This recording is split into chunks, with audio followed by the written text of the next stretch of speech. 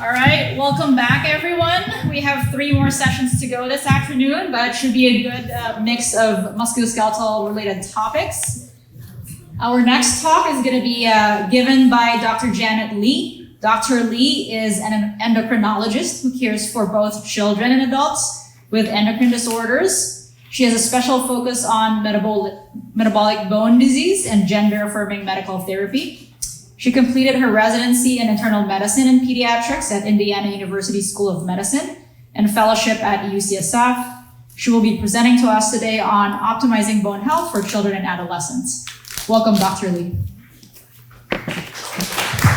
Thank you so much, and thanks for making it back here after your break.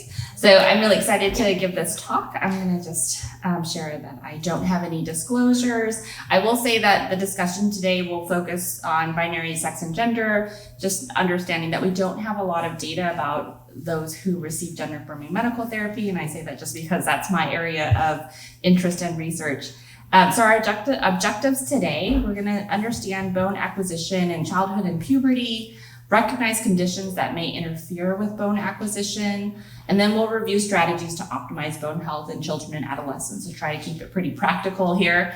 And so I like to start with just what happens at the skeleton. So it's dynamic. So we always, sometimes we think of the skeleton as like a structure, but the skeleton's actually constantly changing, and understanding that helps us understand how to target and optimize bone health. So especially during growth, there's always remodeling. So I'll start here over at the osteoblasts, and I think of osteoblasts as building. So osteoblasts are responsible for bone formation, and osteoclasts chew up bone, so that's how I remember the two.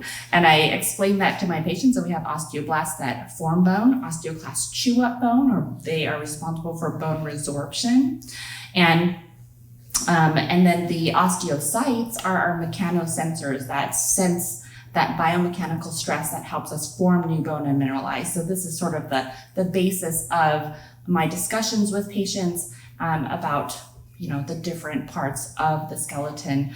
And this persists throughout the lifetime. So, I will try not to scare you, but as an endocrinologist, you can't escape a diagram like this. Calcium, phosphate, and vitamin D are all really important in understanding bone metabolism.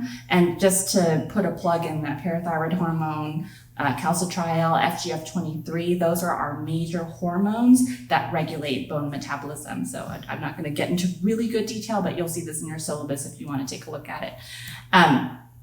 Here's sort of a larger bird's eye view of the select determinants of bone health that I'll review today. This isn't comprehensive, but it does cover a lot of things that I think about whenever I evaluate patients with bone issues.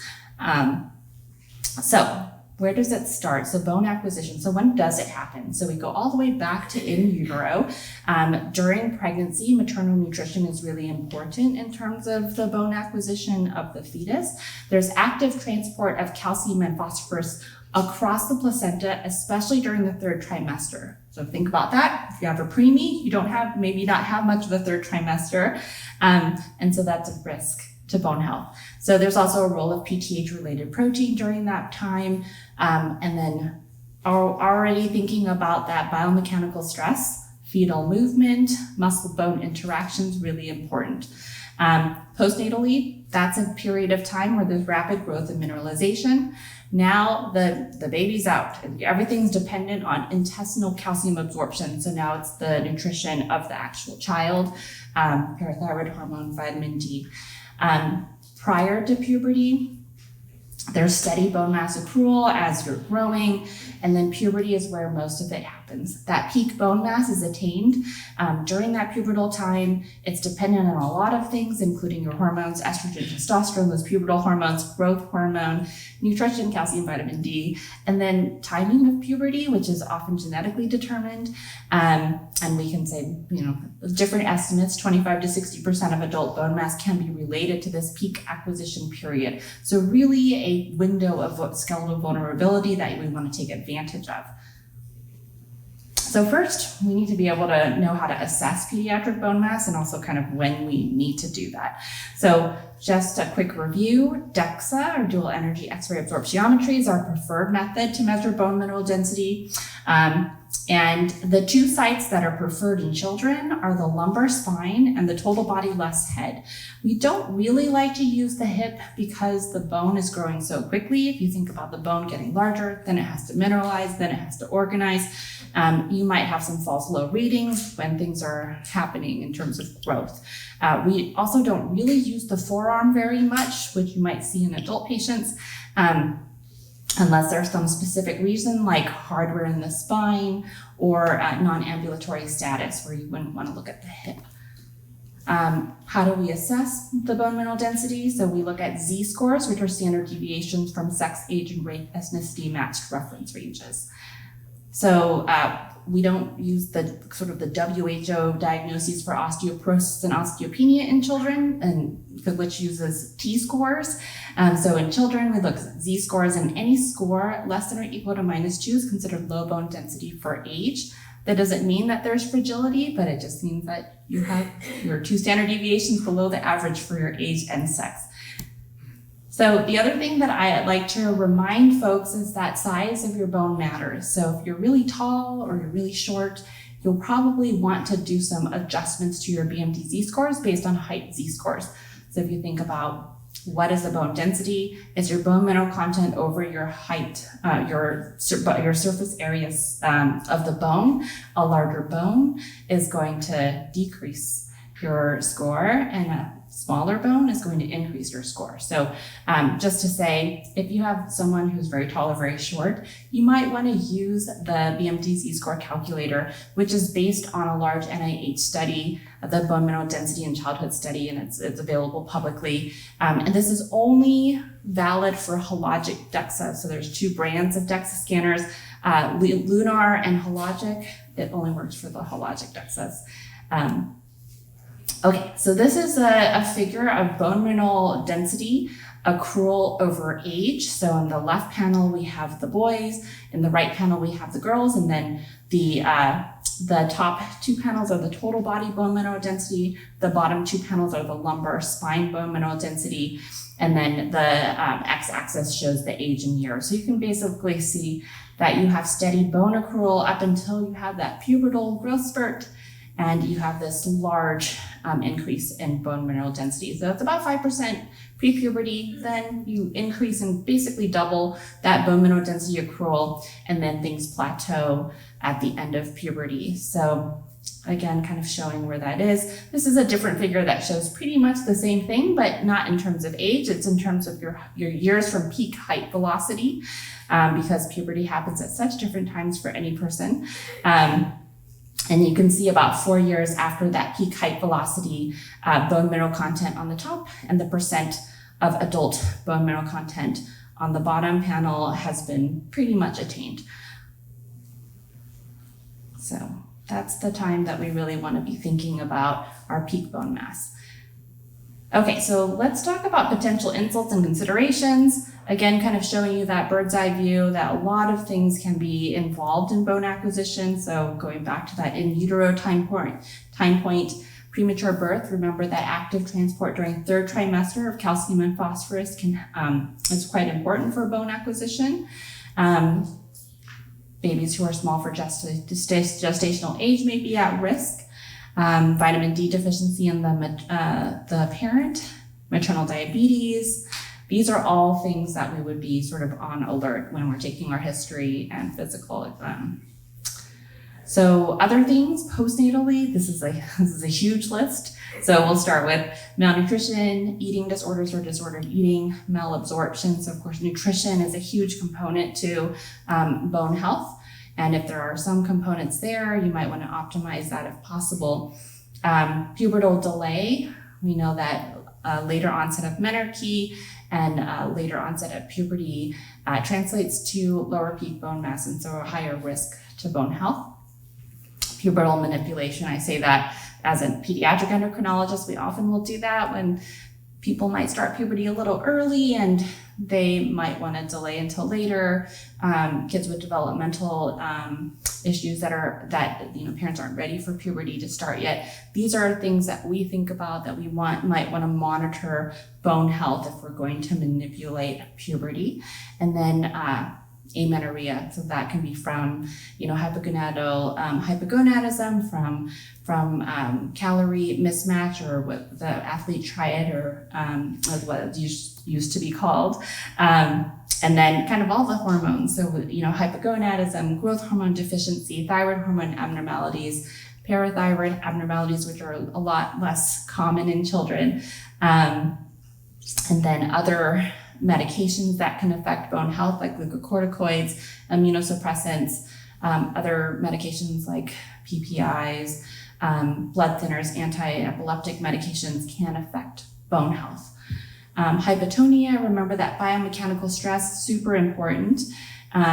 Renal failure, calcium leak, so calcium loss through the kidneys, where you can't hold on to calcium for your bones, and then low weight-bearing physical activity. And I'm just going to throw in there that we know that TGD youth, or transgender, gender diverse youth, have lower bone density in general. Still an active area of research. We don't know if that translates to actual bone fragility. We don't know the reasons for it just yet, but likely it's related to physical activity and or calcium, vitamin D reasons. Other considerations are genetics and family history. Obviously something you can't alter, but something that can help you keep your kind of antenna up. A lot of kind of your peak bone mass is attributed to your genetics. There's probably a lot of different genes that interact with each other, as well as sort of the environment. There's race and ethnicity that can change the geometry of bone, and that will then affect bone fracture risk in the future. So it's really helpful to collect that family history: osteoporosis, hip fracture, or fragility fractures, kidney stones, hormone issues, celiac disease, anything that could help you have a clue where would you go if you're going to work up someone who has low bone density or is at risk of low bone density, at least making that diagnosis. So I always take a good family history, and then we screen and optimize any risk factors that we identify in that secondary workup. So other considerations, we also know that fracture is really high in this age, right? So in puberty, so the incidence of fracture peaks at 10 to 12 years for those undergoing estrogen-based puberty, and then 12 to 14 years for testosterone-based puberty. Of course, this coincides with that pubertal growth spurt, right? Remember, you're going to grow your bone, then there's going to be a lag in that mineralization of the bone. And then once it does mineralize, there's still some organization that still has to happen. So that's a period of time. You have skeletal vulnerability. And then kind of drilling down on that pubertal timing, there are studies that have looked at later onset of puberty and what happens to bone mass in young adulthood. And we know that when looking at the microstructure of bone, those who have delayed menarche have an increased fracture risk. Okay, I like these studies because I think they really demonstrate how important weight-bearing exercise is. So this figure is looking at the bone mineral content difference in the arms of racket-playing women. So, and depending on when they started playing their racket sports, you can see there's a much bigger difference in the bone mineral content. So that weight bearing, you get the biggest bang for your buck in that peripubertal period. You still build more bone post-puberty if you start playing racket sports afterwards, but it's not quite as much. And then if you don't play racket sports at all, you're pretty equal on both arms. This is another kind of fun study that looked at 8-year-old children who did a 7-month jumping exercise in school. And it's the change in hip bone mineral content of those who participated in the jumping study versus the controls who didn't participate.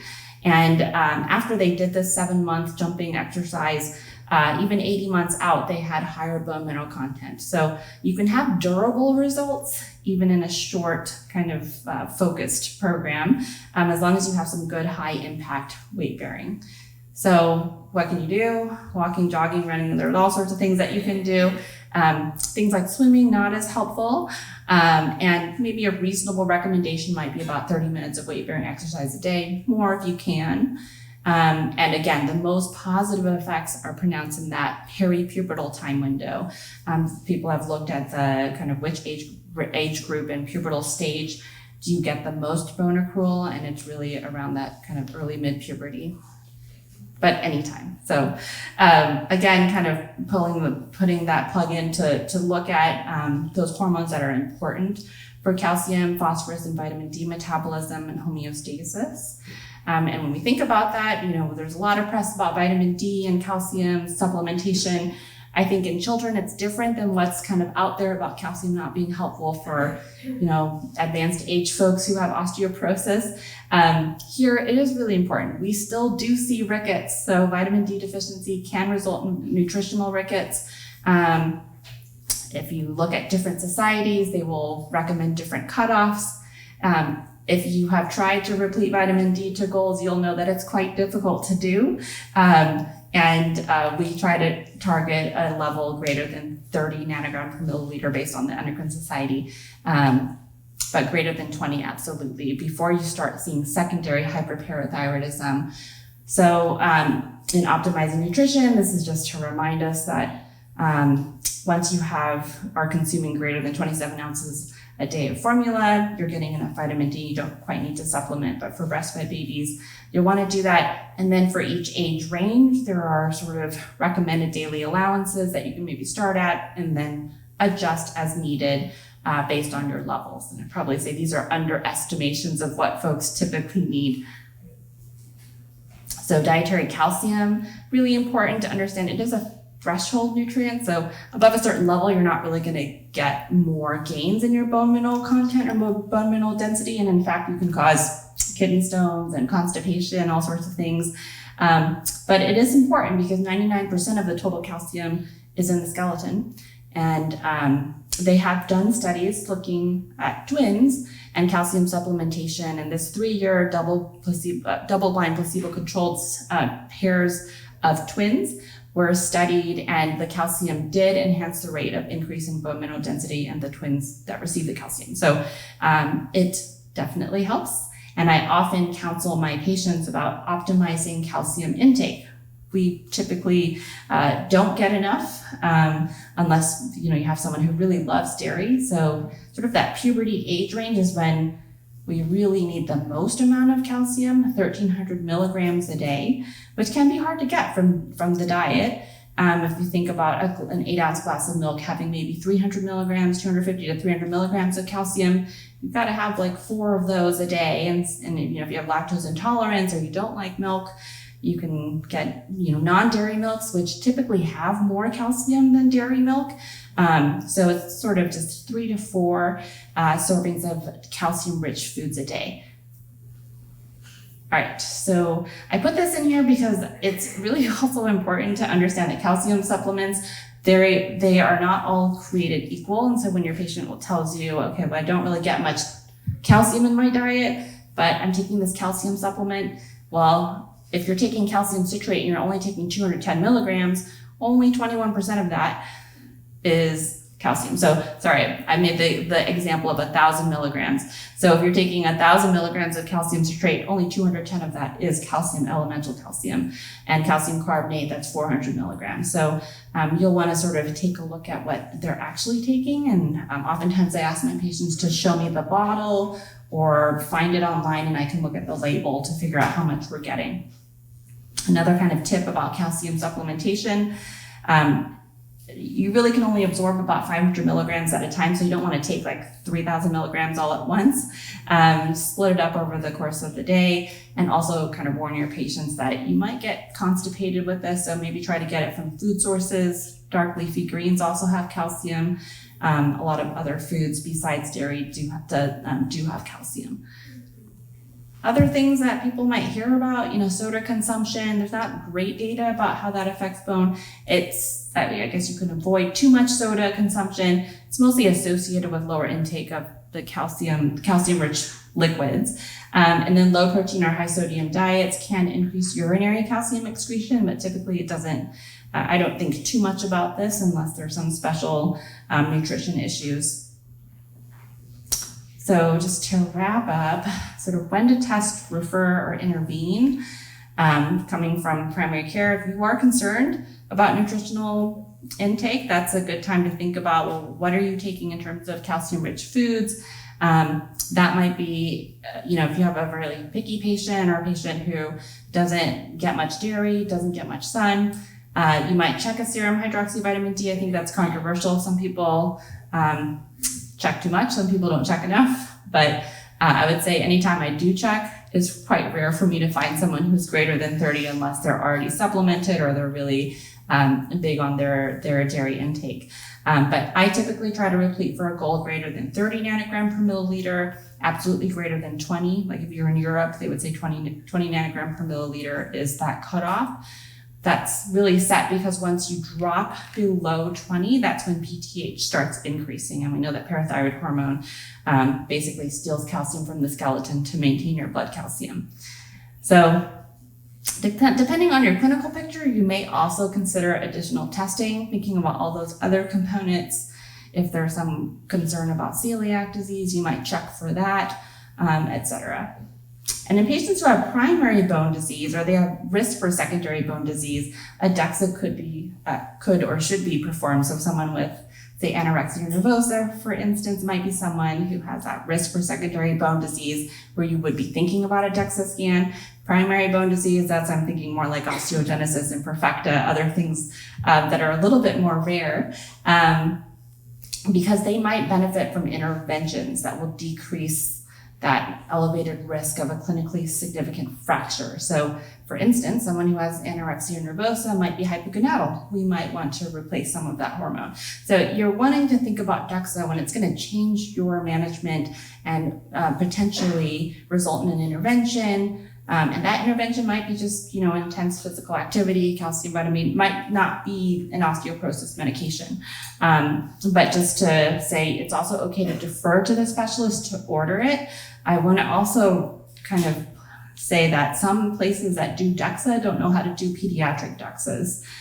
So if you're not sure about the center you're sending your patient to, I've gotten DEXA scans for patients who went to like a breast center and they don't have the BMD Z-score reference. They only have T-scores because they mostly see postmenopausal women.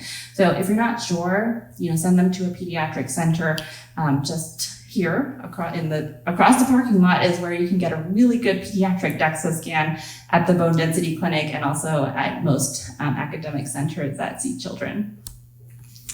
When to refer, you can probably refer before you have all these clinically significant fractures, but these are considered clinically significant in terms of fracture history. So any vertebral compression fracture, that's not from like some high trauma event, 2 or more long bone fractures by age 10, 3 or more long bone fractures by age 19. Those are basically what we've considered as definition for osteoporosis.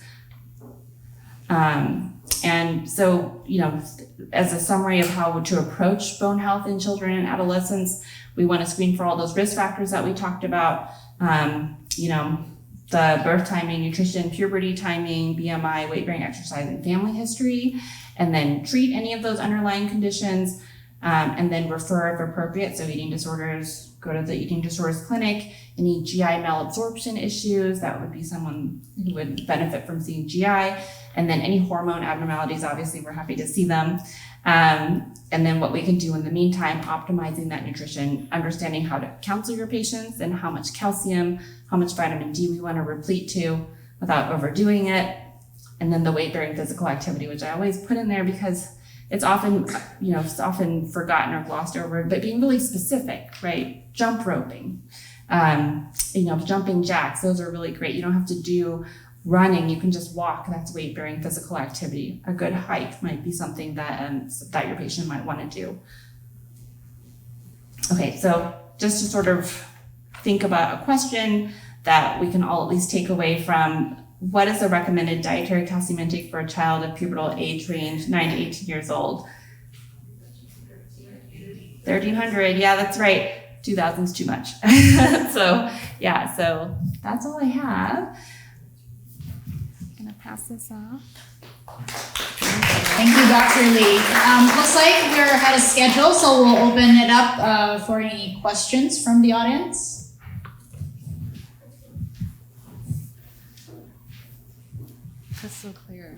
Yeah, crystal clear. I have a question, actually. I've heard there's some buzz around these, DEXA scans in the community, not necessarily medically indicated. Yeah. Can you comment on that? If any parents have asked you for themselves or for their children? What do you mean, like community? What kind of DEXAs do you mean? Just like people ordering DEXA scans when they're not needed? Exactly. Oh, that's interesting. I mean, I guess I've not come across those patients because we really typically in our pediatric bone clinic, most people have a bone issue. I mean, I guess if there was some reason for screening, if you have a low BMD Z-score, you'd want to make sure that they're using the proper reference range because that can be an issue.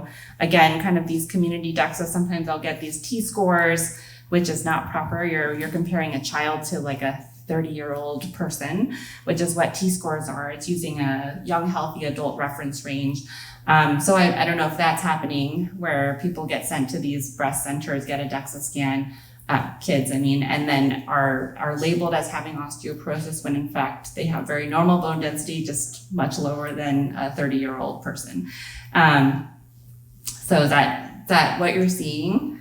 There's been some ads I've seen of like these whole body scans. exactly Oh. commercially available, and they call it DEXA scans. And I anticipate, since I kind of work in sports medicine and that you're kind going to of see patients. advertising it for that reason. Interesting. That might come in the future. So That's interesting. I mean, I would say if you do see patients who get that, I would definitely make sure you look at what kind of scanner they're using and whether they're using a validated reference. I think that's the biggest thing when you're looking at DEXA is making sure that the DEXA scan and the report, which shows the Z-scores, and I guess next time I'll show an actual DEXA report, it'll tell you what reference they use. So like an NHANES is a very commonly used pediatric reference population, and that would be totally valid. So if there's a low score, you might want to do your screening and do your history to find out if there's anything you do need to pay attention to. But if there's no skeletal fragility, I don't know that that's anything that I would repeat. Forgot to mention that if you want to compare a DEXA scan from one time point to another, you really need to be using the same scanner with sort of the same tech and the protocol. If you get a DEXA scan at two different centers, you can't really compare them just because of they're not calibrated against each other, which is sort of an annoying thing about DEXA scans. Unlike an X-ray, for instance, you can sort of read that, and that a bone age X-ray, for instance, I can read from any place. But a DEXA scan, it's very specific to the location. So if you want to look longitudinally, you'll want to use the same scanner. And if you can't, let's say someone moves out of state, then you would get a scan at their new scanner, and that would be their new baseline. That's how I think about things. Yeah. Thanks. Thank you. Thank you, Dr. Lee. Okay. Thanks. Was there a question? Oh, yes. I was just going to ask about a little more detail on calcium bioavailability from different foodstuffs. I seem to recall back some time that milk calcium helps with calcium absorption as an argument for more dairy sources, but I'd just like to know more about, because that's what people will take as like a supplement, but like for just ordinary foods, what are more preferable ways to actually get the calcium that's going to get into your body as opposed to just out of your waste? Yeah, that's a great question. I mean, I always encourage food sources. I don't have like data in terms of percentages that are absorbed. Things about the supplements, which you can kind of look at your syllabus to see them listed out again. There might be certain things that we tell patients about calcium supplements if they can't take calcium from food sources. For instance, calcium carbonate, we think of like an acidic environment being helpful for absorbing and getting more calcium from that supplement. Calcium citrate doesn't have that issue. So a lot of our adult endocrine patients that we see who have had bariatric surgery, for instance, end up on calcium citrate because they can't absorb calcium carbonate as well. But of course, it's always preferable to get calcium from the dietary sources, but I don't have like percentages for you. That's a great question. Yep. Yeah. I just wanted to clarify your recommendation for referring Yeah. for fractures. this. Mm-hmm. Is it referring to the bone density clinic versus endo? Oh, yeah, that's a great question. And then you said 2 or more, are they just 10? So long bones being any. Yeah, any long bone, appendicular skeleton. Yeah, Okay.